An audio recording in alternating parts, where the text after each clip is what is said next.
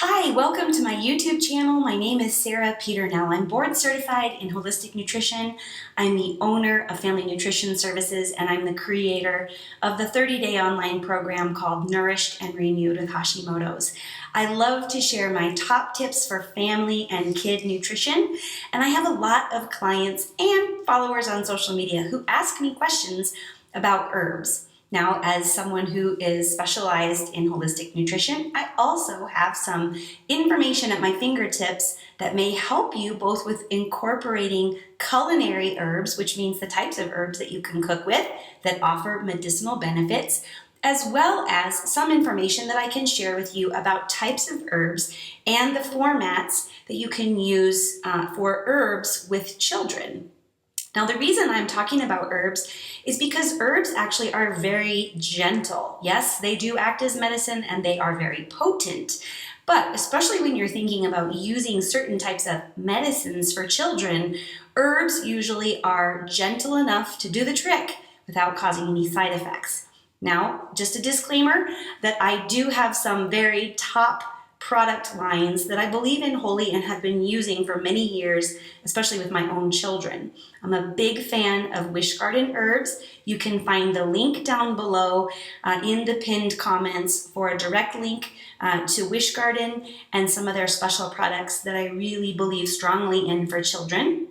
But I'm going to talk about specifically some of the individual herbs and how they can be used.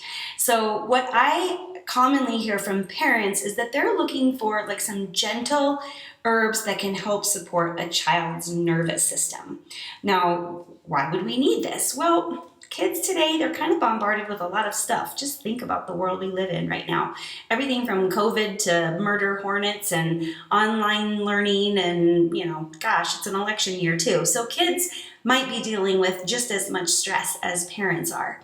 Here's the thing, is that kids, unfortunately, in this country, are over-medicated. I'll just state that is my opinion. Oftentimes, the immediate go-to is, all right, let's get these kids maybe on some ADD or ADHD medication. Let's go straight to the anxiety medication. Let's go straight to antidepressants. I'm not saying that is not warranted in some cases, but for mild cases of nervousness, feelings of, worry, feelings of insecurity around maybe certain societal or cultural issues, maybe even family issues or pressures around school and things like that, parents have the opportunity to implement what we call nervines. Nervines are the special types of herbs that gently support a child and an adult's nervous system so that they're better able to handle with stress, they're better able to cope with their emotions, and they're better able to just kind of, deal with some of the common feelings that kids have, especially maybe when their communication or their processing isn't at the same level that adults have. And let's face it, a lot of kids are a lot better at expressing themselves than some adults, but nervines can be very helpful. So one of the first herbs, and this is not a culinary herb, I'm really talking about for like a tincture or maybe even a tea, is lemon balm. Lemon balm is very gentle. It is an herb that definitely can be found in a variety of different formulas. For example, the herb company that I was just talking about, which is Wish Garden Herbs, they do make some herbs for kids that contain the lemon balm as an ingredient. One of the main reasons that I really like, sorry, I just lost my notes page here. One of the reasons I really like lemon balm for kids is that it is not in the same way like a sedative, right? So that's one of the concerns, is that parents don't want their children to take a nervous system support herb and then be drowsy or be groggy or be cranky and sleepy, right? So nobody really wants that. That can be like a side effect of some common over-the-counter medications to help calm, nervousness. I've heard of maybe some parents even like administering like a Benadryl for children who have fears of flying or other types of fears, and then that kid's just basically knocked out. So lemon balm, even though it is a nervine and it has special nervous system support properties, it is not a sedative, and it is not going to make your child feel sleepy or feel weird. So it's safe to use. It doesn't have any safety concerns.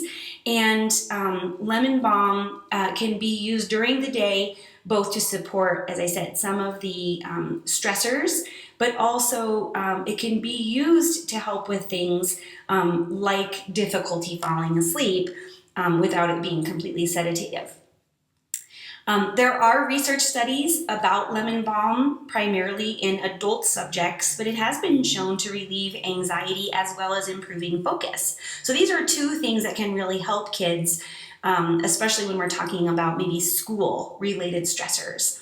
Even just common things like, butterflies in the tummy or feeling like their schedule is too busy. Lemon balm is kind of a go-to because it really is kind of gentle and it works marvelously throughout the day. Now, my favorite thing about lemon balm is that it actually comes from the mint family. So it has a really nice taste. Lemon balm I've actually grown in my own garden, and you can just pick off a lemon balm leaf and you can steep it like a tea. You can actually just kind of crush it up with a mortar and pestle and add it to water or juice or a smoothie, and it can start to give some of those quote unquote kind of medicinal properties when added to food. But if what you really need is something to kind of offer some more complex support, I would suggest a glycerite, which is how Wish Garden Herbs provides their herb tinctures for children, which means that they're using glycerin instead of alcohol. So that way you can use it, relatively frequently. You're not giving your child any alcohol from the tincture, and it is going to be giving them the right dose of using lemon balm in this way. So this kind of sweet tasting lemon balm herb is very soothing. It's very centering. And again, it can also really help with kids who need to get back on schedule with their sleep routine. I think that lemon balm is like a perfect go-to for the start of any new activity or the start of a new school year, the start of a new sports season when kids are kind of processing and dealing with a lot. Okay. My second herb for kids, I could just talk about this stuff all day long. My second favorite herb for kids is one that's going to be immune boosting.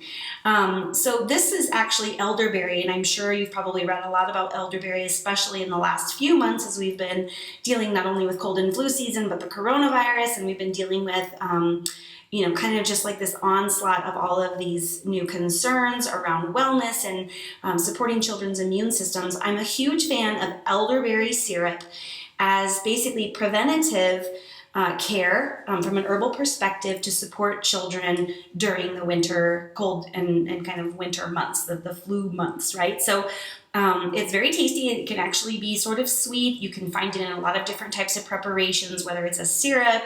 Sometimes I've seen them in gummies. I've even actually seen them made as like jelly that you can put on toast. I know that sounds crazy. But elderberry, in fact, is actually from a berry.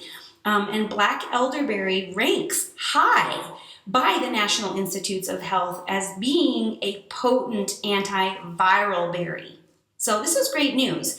You can find it readily available. It's not very expensive, and it has zero side effects in terms of giving your child's immune system a boost during cold and flu season. One of the studies actually shows that the use of elderberry, while it can both be preventative, also may shorten the duration of the time that your child may be sick. So of course, if you've been doing it kind of prophylactically during the winter months and someone in the family does still come down with, say, like an influenza A or a cold or whatever, elderberry syrup given during the illness can also help them to recover quicker. So elderberry is one of my absolute favorites. Again, it's perfect for kids of all ages. I even, when my kids were as young as 8 or 9 months old, gave them elderberry syrup in a smaller amount, of course, than what an older child would need. And my kids, they're just used to taking herbs. They're used to the taste. They're used to the flavor. They don't really think it's yucky. They don't think it's bad or gross. It's a whole lot better tasting than some of those neon blue bottles of medicines from the drugstore. So check out elderberry syrup. It's widely available, as I said, in health food stores. And I also believe that, you can make your own if you're so inclined. There are recipes all over the internet for how to get elderberries fresh and how to turn them into your own tincture. You can't really go wrong with it if that's your thing, although I just kind of prefer to go with the tried and true elderberry tinctures from health food stores. Okay, so I'm going to finish with another kind of classic herb that's really great for kids, and this one is actually preferred for digestive wellness with kids, chamomile. So chamomile, depending on how you want to pronounce it. This is a flowering herb, and it is great for helping to calm an upset stomach. So again, you find it in a tincture. I've seen chamomile gummies. And I've also used with my own children chamomile tea over and over again for just about anything that ails them. In my family, I have celiac disease. I've got 2 gluten intolerant children. There are times when just kind of the tummy monster comes on board and, nothing else will work. I love to combine chamomile tea with a natural electrolyte beverage, something like a coconut water, or even just kind of a pinch of sea salt, maybe a little bit of raw honey and some squeeze of lemon. That combination is great for restoring hydration, for calming and soothing an upset stomach, and also for providing some of those minerals and electrolytes that can help your child rebound if they've been dealing with, the pukes or the diarrheas or whatever is going on. But even if it's not severe and they're just kind of feeling bleh in their tummy, chamomile is great. Typically, really, this is the best way is through a tea. And even what I'll do in the summertime is just make chamomile tea and then freeze it into ice cube trays. So I can add that to just like a water bottle. And that helps to kind of just support my kids' systems all day long. This chamomile is also great for toddlers who are fussy.